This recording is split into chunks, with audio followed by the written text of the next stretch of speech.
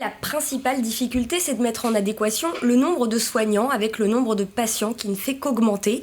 Il n'y a pas assez de soignants. La conséquence directe, c'est qu'ils ont le sentiment de mal faire leur travail. Il y a une vraie perte de sens au quotidien et certains choisissent même de quitter la profession. Alors en octobre dernier, face à ce constat, l'Agence régionale de santé des Pays de la Loire a débloqué un fonds d'urgence d'1 700 000 € pour le PSM Georges Mazurel.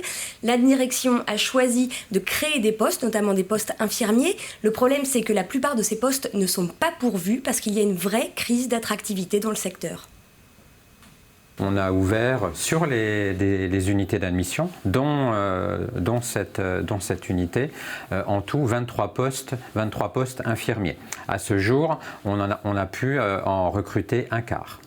Aujourd'hui, il n'y a pas encore suffisamment de soignants pour accompagner l'ensemble des patients et des résidents. Alors, ça reste un challenge, recruter, mais alors avant de recruter, je dirais, c'est garder nos professionnels, fidéliser. Et ça fait aussi partie des priorités à travailler pour relever ce niveau d'encadrement au sein de l'établissement.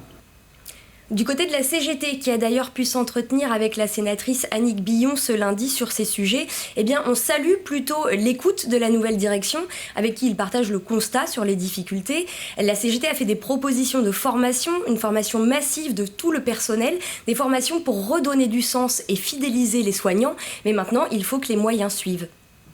Pour permettre à la majorité des soignants de pouvoir s'impliquer dans une formation, il faut pouvoir les libérer, il faut donc avoir des agents, il faut donc être attractif. Donc quand on tire cette ficelle-là, on voit bien que derrière, il y a pas mal de choses. On attend très clairement un soutien massif de l'ARS pour nous aider à mettre en place ce projet de formation, c'est essentiel. Il n'y aura rien de possible si on ne résout pas ce problème de fidélisation et d'attractivité.